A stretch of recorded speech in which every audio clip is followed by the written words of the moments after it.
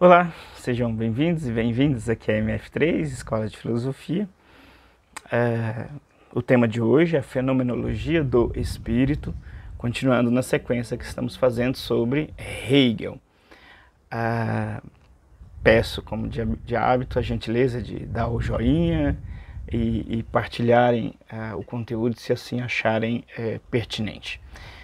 Agradeço muito, imensamente, e agradeço a alguns colegas que comentam diretamente aqui ou comentam via outros meios. É um grande estímulo para o projeto de difusão filosófica. Ao tema de hoje, então, nessa semana, é sobre Hegel, e o tema é parte de uma discussão que é a discussão de a filosofia ou o processo filosófico deve partir de um senso comum para um senso filosófico. Na minha anotação aqui, de uma consciência, né? Parte de uma consciência comum para uma consciência filosófica. Isso, o Hegel tratará disso de várias formas e aqui vamos indicar apenas esse desafio. Não é possível, digamos assim, passarmos a ter uma compreensão filosófica do real se esse salto de percepção da realidade não for dado. É como alguns filósofos já utilizaram de modo didático a figura do óculos para que possamos ver. Se não trocamos de óculos, não conseguimos ver a realidade diferente. O conhecimento nesse sentido é importante. O exercício filosófico, portanto, consiste em avançar para além dos limites da consciência. Esse é um outro traço extremamente importante dentro da fenomenologia. A consciência filosófica é exatamente, ao colocar os limites, se perguntar o que tem depois desses limites. E este perguntar por que há depois dos limites, dentro dessa tradição filosófica, é exatamente a ideia do movimento do real. Então, a oposição, na verdade, é essa ideia de contradição e esta ideia de movimento. Essa ideia de movimento, que foi destacada por filósofos anteriores, como Schelling, por exemplo, que diz que o eu seria pura atividade de se colocar, é exatamente a reflexão que vai perpassar esses pensadores de que o real é movimento. E se é movimento, esse processo, para a gente falar de movimento, é exatamente a chamada contradição. São coisas que estão postas e que implicam um oposto. E ela estabelece um tipo de relação com o oposto e as coisas se desfazem e assim seguem.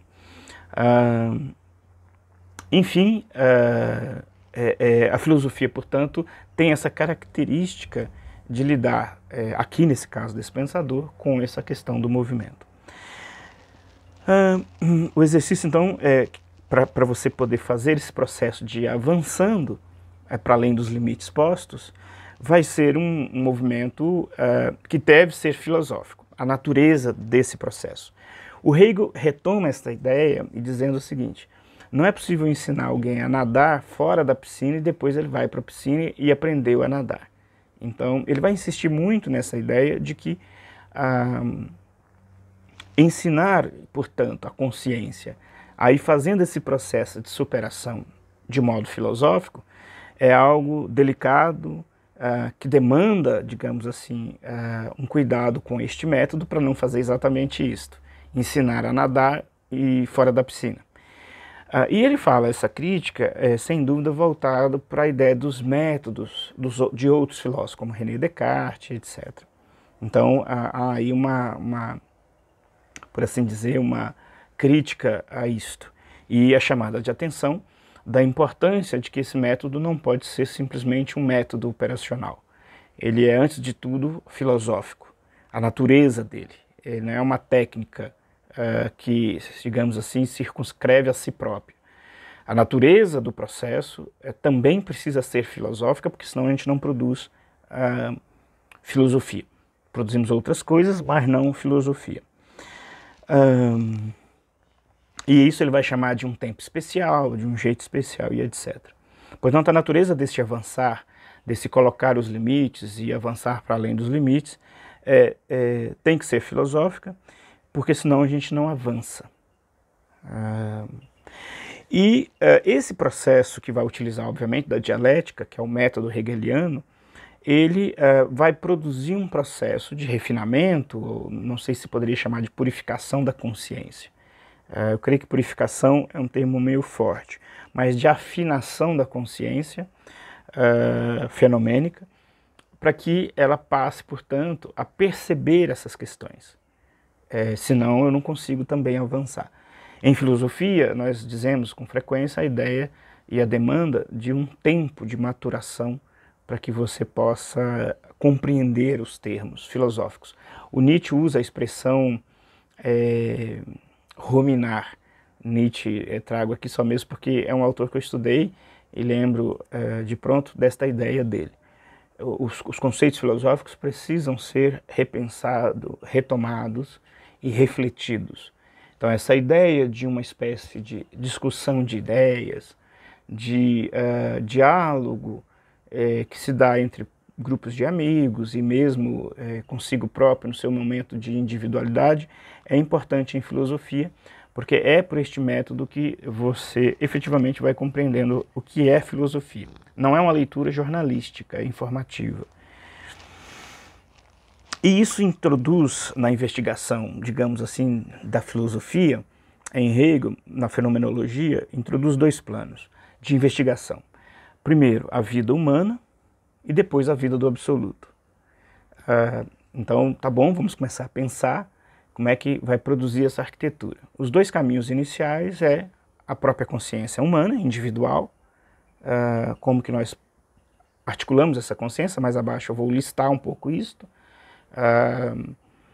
e depois esta ideia do absoluto. A ideia do absoluto é a percepção que há uma totalidade em movimento, e que eu sou uma particularidade que estou também em movimento. Essa totalidade não está fora e a individualidade está em outro lugar. A totalidade e a individualidade estão entranhadas uma na outra, não conseguindo aqui nós fazermos distinção, digamos assim.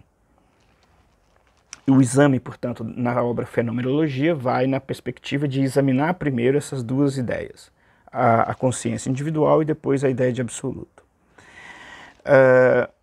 O movimento parte do finito para o absoluto, que é, de resto, as ideias que nós vimos em Fichte, Schelling, por exemplo. Entre outros, ali do romantismo e depois do idealismo e tal. Obviamente que a técnica, mais uma vez, é a dialética, para ir fazendo esses processos. A dialética, como eu disse, quando eu tenho consciência, eu talvez não perceba que eu tenha consciência de algo.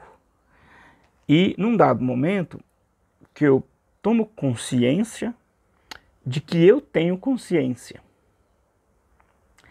Esse processo, por exemplo, é dialético, porque quando eu estou tendo consciência de coisas fora, eu não me pergunto. Que a minha consciência, por exemplo, só consegue ser consciência se ela tiver uma relação com algo.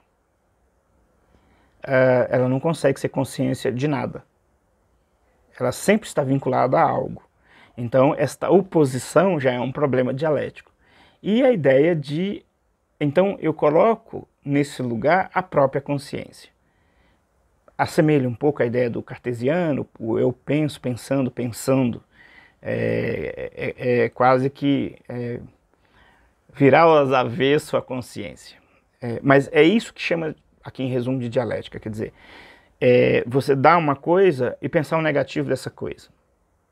E depois, uma terceira etapa, que é a chamada especulativa, dessa primeira coisa que se colocou, do seu negativo, de um terceiro estágio. E é através disso que toda essa arquitetura hegeliana se desenvolve. Esta disciplina, a fenomenologia, em Hegel, é a ciência que vai estudando o aparecer, que aparece em graus dialéticos. Fenômeno é aparecer, e logia, no termo mais radical, é ciência. Então Hegel vai transformar a percepção como ciência.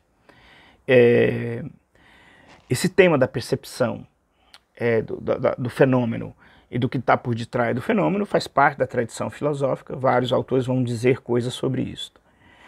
No geral, é que nós nos damos conta de que algo que nos aparece imediato não é a totalidade do algo, tem algo por trás. Então a gente precisa compreender esses dois pontos.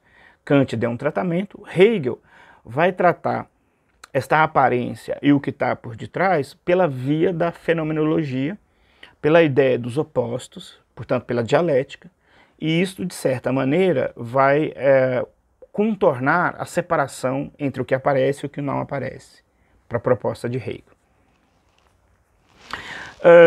E aí, esse exame, portanto, do fenômeno, ele deixa marcas, e através da análise dessas marcas é que nós vamos então compreender, fazer aí um primeiro vestíbulo de entrada de conhecimento do real. E este primeiro exame recai sobre a ideia do espírito infinito, né? Que chega a si e que deixa suas marcas pela história. Então, esse movimento total, que aqui é chamado, né, de espírito infinito, quer dizer, esse movimento de criação, espírito aqui está ligado a essa atividade, que é o mesmo termo dos anteriores, Schelling, entre outros. Então você começa a examinar isso através das marcas na história, enquanto finito. Quer dizer, essa atividade de criação deixa marcas, e eu posso examinar essas marcas. E sobre o espírito do homem, ou seja, essa atividade que compõe a criação do humano, que pela tomada de conhecimento fará novamente essa história e assim tomará posse dela. Ou seja, eu enquanto indivíduo, quando tomo consciência de um espírito, digamos, que encadeia e deixa marcas até mim, a chegar a mim, eu me aproprio desse processo e, de certa maneira, eu passo a fazer parte desse processo agora de modo consciente. Essa investigação, no caso do indivíduo, ela teria uns desdobramentos, que é a consciência normal, primeiro estágio, sempre no sentido mais comum. Depois nós teríamos a percepção da própria consciência. Isso implicaria um estágio da razão, depois do espírito, depois da religião e, por fim, do saber absoluto. Esse momento final do saber absoluto o momento final, é quando o espírito torna objeto para si mesmo, o saber absoluto. Mais uma vez, isso aqui são tópicos que deveriam ainda ser desenvolvidos. Eu estou aqui dando a geral da fenomenologia e como que ela vai procedendo e tornando algo complexo com o propósito de encampar o real e conhecer a natureza do real. Aqui já encaminhando para o final desta videoaula, para a próxima eu vou passar para a lógica, que enquanto pensamento puro, por exemplo, vai ajudar a nós a organizar esse processo e não produzir equívocos não lógicos. A lógica, de certa maneira, como parte separada, já tinha presente dentro da obra Fenomenologia, mas vai ser um desenvolvimento à parte.